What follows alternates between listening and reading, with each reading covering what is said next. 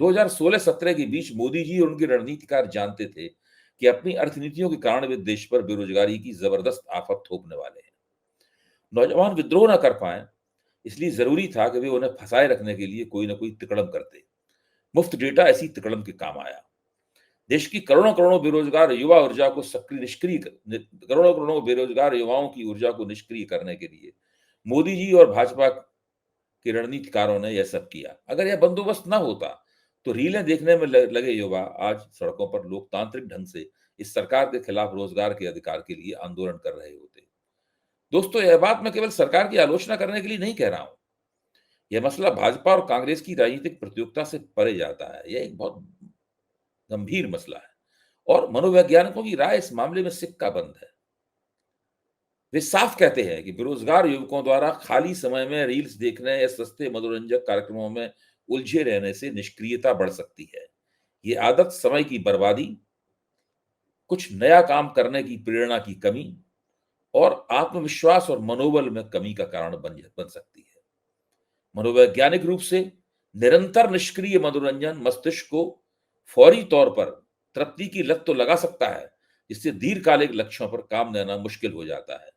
अगर रील देखने की गतिविधि अनियंत्रित और बिना उद्देश्य के लगातार जारी रहे तो यह कुल मिलाकर नौजवानों की शख्सियत पर नकारात्मक असर डालती है। विशेष रूप से नौजवानों के संदर्भ में उस पर बहुत से दूषित प्रभाव देखे जा सकते हैं। इन दूषित प्रभावों में एक बड़ा दूषित प्रभाव यह है कि लंबे समय तक अगर आप रीलें देखते रहेंगे तो आपके अंदर एक लर्न हेल्पलेसनेस की स्थिति पैदा हो जाएगी। ये एक खास तरह का मनोवैज्ञानिकों द्वारा इजाद किया हुआ टर्म है। इसका मतलब है कि जब जो व्यक्ति लर्न हेल्पलेसनेस का शिकार हो जाता है तो उसको लगने लगता है कि वो अपने जीवन में बदलाव लाने में असमर्थ है। वो अपनी जिंदगी को नहीं बदल सकता, इसलिए कोशिश करने की भी जरूरत नहीं। उसके बाद उसमें आत्मविश्वास और मनोबल में कमी आ जाती है, क्योंकि वह बिना किसी उपलब्धि के अपना समय बिताता रहता है, जिससे उसको अपनी क्षमताओं पर धीरे धीरे शक होने लगता है। वो सोचता है कि मुझे बस यही कर सकता हूं मैं, इसके अलावा मैं कुछ कर नहीं सकता। दूसरा दूषित प्रभाव यह है कि रील्स और सतही मनोरंजन की जो सामग्री है वो उसे एक इंस्टेंट ग्रेटिफिकेशन, तुरंत खुशी तुरंत खुशी खुशी के जरिए मिलने वाली एक फर्जी किस्म की तसल्ली देती है। इससे क्या होता है कि उसकी बॉडी में डोपामाइन नाम नाम नाम का एक केमिकल स्वाभाविक रूप से रिलीज होता है। मैं एक वैज्ञानिक बात बता रहा हूं आपको। डोपामाइन नाम का केमिकल रिलीज होता है। ये इस डोपामाइन के लगातार रिलीज होने से होता है कि नौजवानों का दिमाग इस तरह की गतिविधियों का आदी हो जाता है। इसके प्रभाव में वो अपनी जिंदगी के जो दीर्घकालीन लक्ष्य है, जो दूरगामी उसके निशाने हैं, जैसे कि करियर ठीक करना है, शिक्षा करनी है, अगर एक क्षेत्र में नौकरी नहीं मिल रही है, किसी दूसरे क्षेत्र में के लिए ट्रेनिंग लेनी है, उस पर ध्यान देना बंद कर देते हैं। वो कठिन कार्यों से बचने की कोशिश करने लगता है। आसान और तुरंत आनंद देने वाली गतिविधियों में डूब जाता है। तीसरा और बहुत ही चिंताजनक जो नुकसान होता है वो ये है कि वो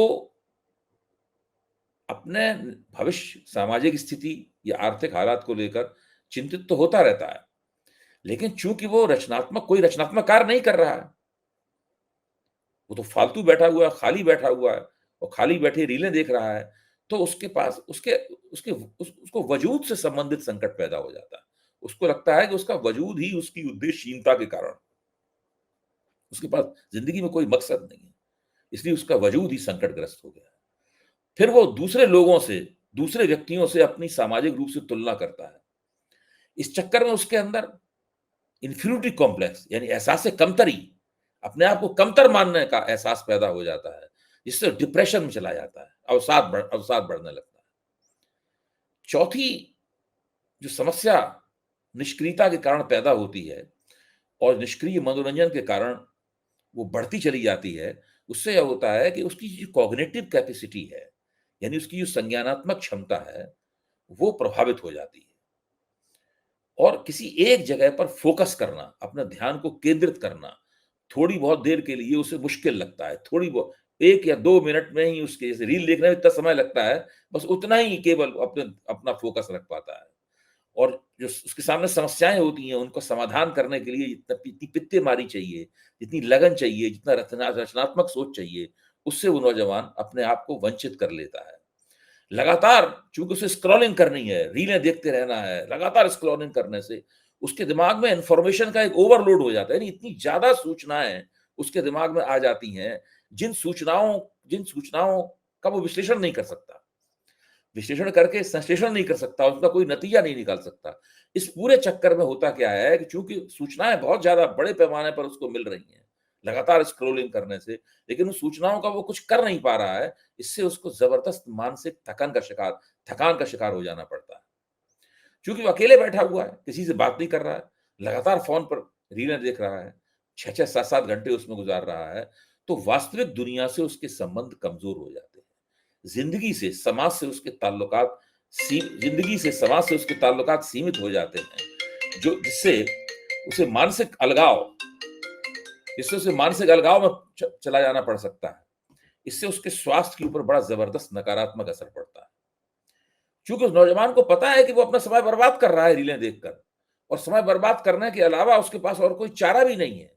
इसलिए इस निष्क्रियता के कारण अक्सर उसके ऊपर अपराध बोध का दौरा पड़ता रहता है। वो अपने अस्तित्व पर पछताने लगता है। वो अपने समय का सही उपयोग नहीं कर रहा है। इस तरह अपराध बोध, तनाव, अवसाद ये सब मिलकर नौजवान एक कुटिल चक्र में फँस जाता है और उसकी पूरी पूरी तरीके से उसकी ज़िंदगी दुर्गति की तरफ बढ़ जाती है। मोदी जी 1 कप चाय के बराबर सस्ता जो डेटा दे रहे हैं, वो बेरोज़गार नौजवानों को इस दुर्गति की तरफ धकेल रहा है। दोस्तों, मनोवैज्ञानिकों की सुचिंतित राय रोशनी में ज़रा देखिए और समझिए कि मोदी जी के मुकाबले राहुल गांधी के कथन को कैसे दोनों के बीच में तुलना कीजिए। मोदी जी चाहते हैं कि लोग फालतू किस्म की घटिया मनोरंजन में फँसे रहें। अपनी समस्याओं को लेकर निराश रहें, लगातार चलने वाली समस्या उन्हें समस्याओं के प्रति लापरवाह बना देगी। गैर राजनीतिक रवैया अख्तियार करें, ताकि उनके मन में सरकार से जवाब तलबी करने की और राजनी जवाब जवाब तलबी करने के लिए ज़रूरी राजनीतिक पहलकदमी से जुड़ने का विकल्प ना है। दोस्तों, हम जानते हैं कि बिहार की मुख्य समस्या बेरोज़गारी है। चाहे कोई भी सर्वे हो, किसी भी एजेंसी ने किया हो, सभी का यही कहना है। लेकिन मोदी जी नौजवानों से कह रहे हैं, आप रीलें देखिए, सस्ते डेटा का इस्तेमाल कीजिए, उसी में खोए रहिए। यही कारण है कि आज बिहार के नौजवान ख़ास तौर से और आम तौर पे सारे देश के नौजवानों के लिए रोज़गार महँगा है और डेटा सस्ता है। आज की चर्चा खत्म करने से पहले मैं आपसे आपके सोशल मीडिया मंच नई परख के बारे में एक बार फिर कुछ कहना चाहता हूँ।